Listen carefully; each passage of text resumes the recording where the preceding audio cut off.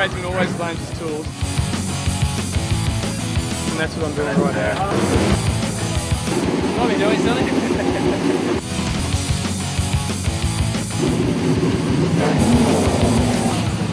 Talking the talk. But you're not walking the walk. You will get a shave in hospital. But it's not bad. Oh, is this a lot of...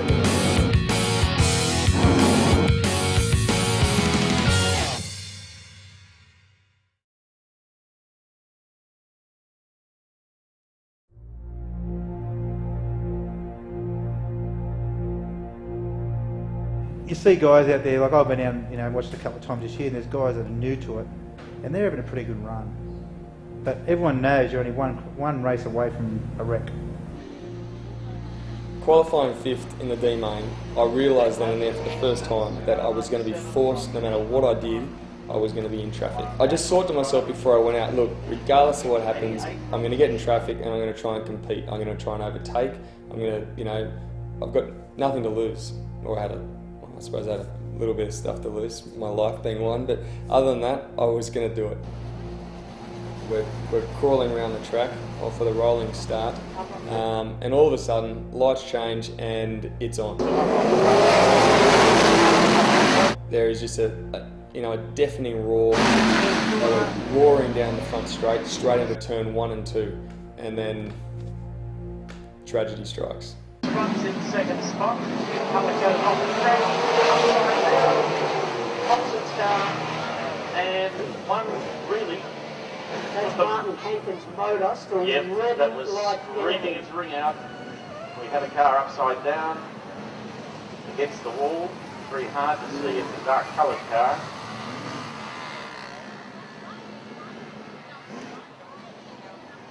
The emergency crew is very quick to rush to the 79 car. Make sure that the driver is all right, because that was screaming its heart out, the Martin Hankins car. It was like slow motion. It really was. All I can remember, because we were helping Peter, was I seen the two cars spin, I seen Marty heading towards it, and it seemed to take forever. He probably could have hit the brakes that stage instead. They were at the side of the track watching. I walked away and all I could hear was the motor revving. I was working with another crew member, Steve Kinser's crew member, and he was on his car, on Steve's car, and I was on Peter's car. And we both looked at each other, we heard a big crash, we heard a big engine rev, looked at each other and just smiled and said, that was a big one. So basically I find myself about a metre or two off the cars in front, and all of a sudden I see one of the guys just for some reason, he's obviously done something wrong into the turn, starts spinning and clips another guy. Runs in second spot. And I literally find myself with no time to do anything, ploughing head on straight in between two cars that are now facing sideways between turns 1 and 2. I hit these two cars in front of me and I just feel the car. It was a huge thud and a terrible ripping of metal almost from memory.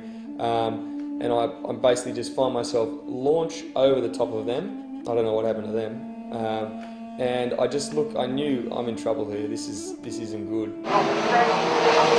Everything slowed down. I just remember seeing this kid standing on the hill and I just for some reason focused on him, and he just seemed to be eating something out of a bag, whether it was popcorn or something, probably scallops, probably potato scallops, big seller at the canteen.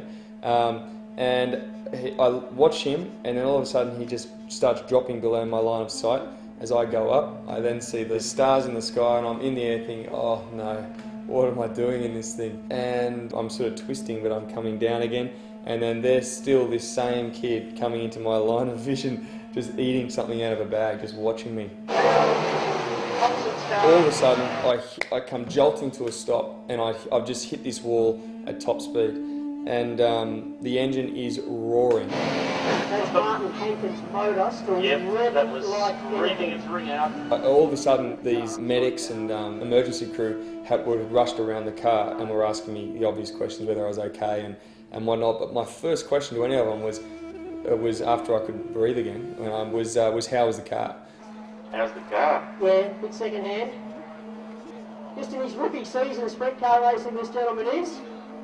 The seat had actually crushed in on my ribs there, and my knee was in agony. Just climbing out of the car by himself under his own steam. So the guys back there in the pits, Martin's okay getting out of the car, but you've got some good work to do during the week. Are you alright? I'm alright. I fucking took the wind out of me. I banged my knee. How's that foot there? No, Because that fucker was going through the floor. I mean, I'm just. It's not your fault though. Well, yeah. I mean, yeah, it's alright. But the car, the cost of the car, it's just destroyed. You should see the car.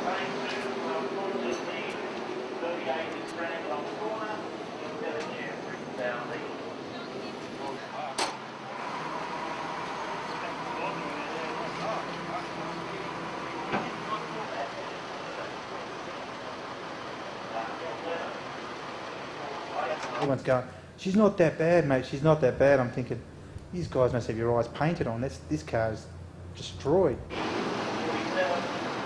Fuck, that's devastating. Tell me about it. I can't believe it. I wanted to say to Marty, this is why I told you not to race. This is why I didn't want you to do it.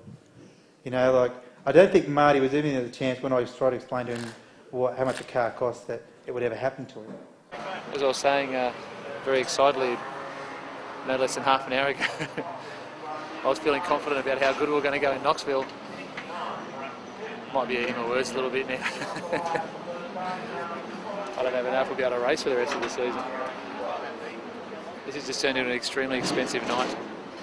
Hey, it's all going to be good. I think just a bit of a bang up knee and no brakes at this stage. And look, I've just been given this $40 check from last meet's prize money, so we'll put that straight into the car. That should go a long way. $40. That should pay for the stickers that I scratched on the side. I was devastated. I just thought, man, like this thing, you know, like it was a good car.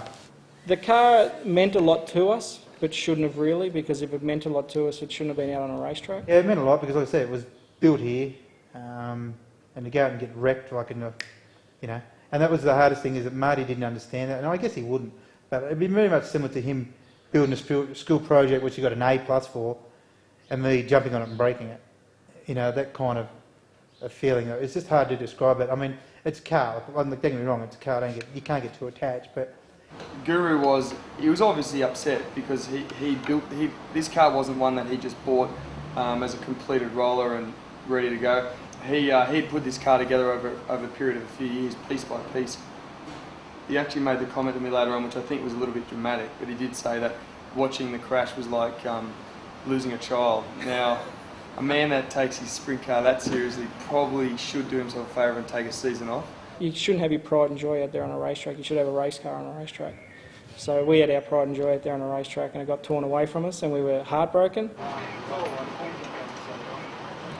I don't know. It's really, you know, I'm in pain, but that's the least of it. I was a bit shaken up, obviously, but I don't know. That's the big worry is you just got to get the prognosis back from the car, because I'm just so shattered. Like, we just work on a shoestring budget, as you know, it's quite obvious, with people who help us out, who do things for free, and we've got no money for this. This is just going to, we've got to go back to the drawing boards and just try and, first of all, get, you know, a rough figure on how much it's going to cost to get that thing back and going. But if we can get the money, I'm not giving up. I'm 100% coming back. I just got to find a way to get it back on the track. The diff was bent and broken. The chassis broken in 4 spots. And obviously the front was all bent and broken. The engine plate had broken. I think we ended up with one shock out of the whole car that was actually salvageable, that was all right, and it turned, that shock was actually a borrowed shock. It was harder to find parts that were good rather than parts that were broken. So. Well, this is an indication, Marty. That's the drive shaft. That's my drive shaft. Yeah. It's just sheer. How good does that look? Yeah.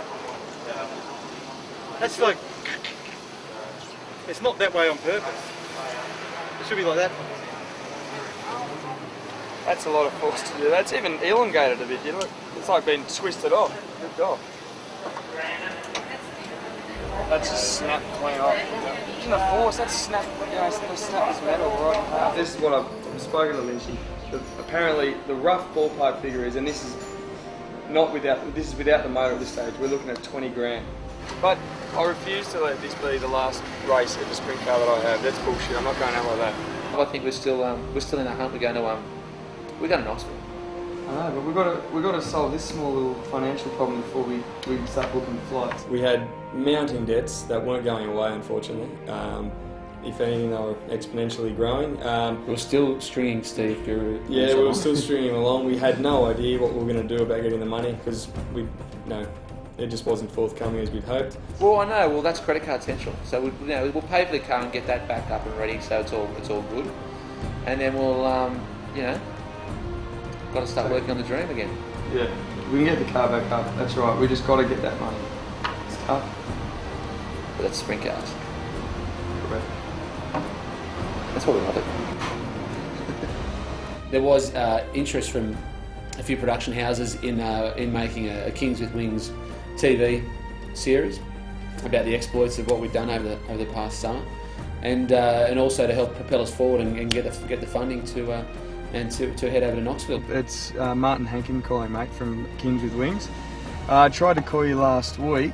Just I'm sure you got the message just in regards to how things were going and what the feedback was from Discovery Channel. We put all our eggs into one basket. As professionals do. Yeah, and then those eggs were held in a basket for quite a long time and then smashed. And so we turned the next logical step, which was enter a demolition derby.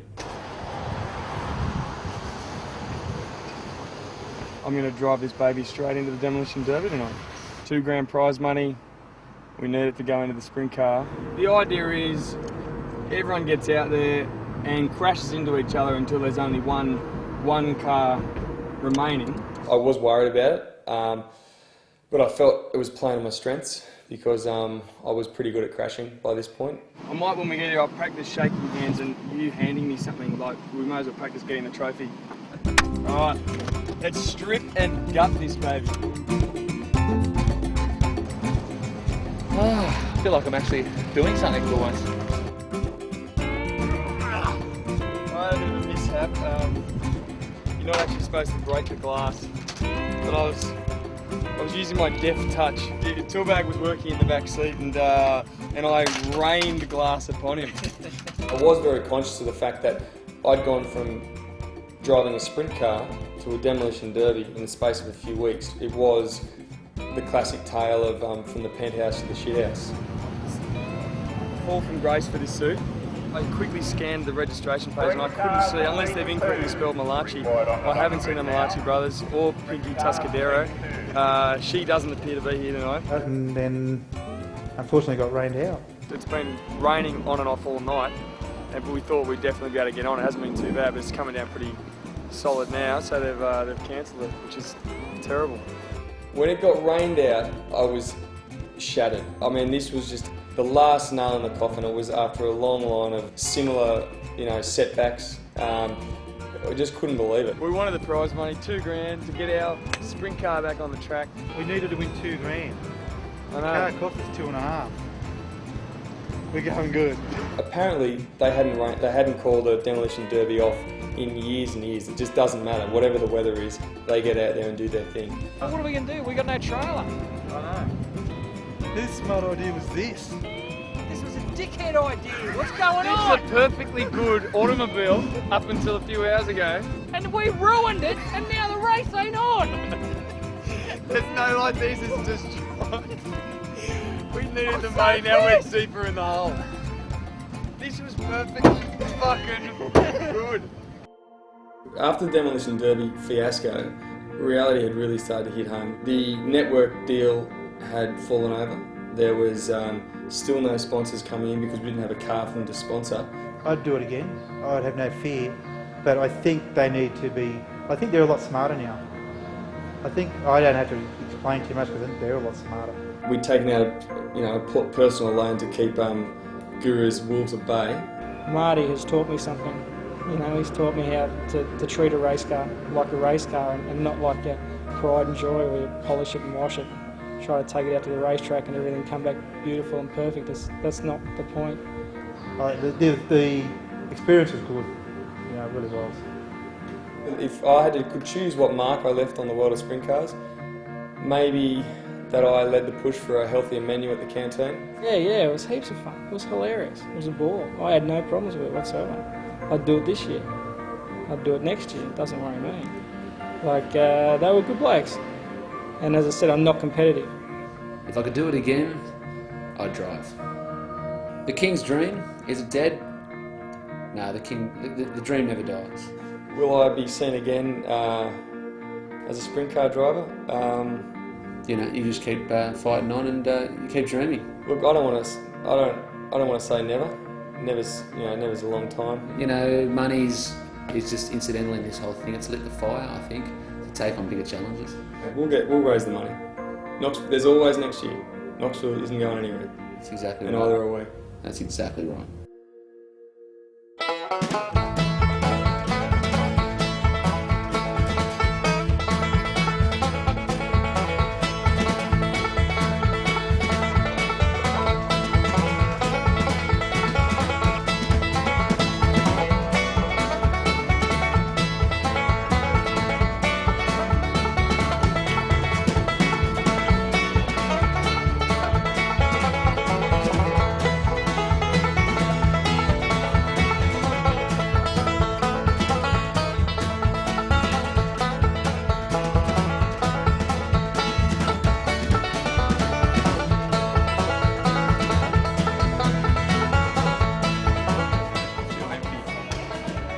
Sold out.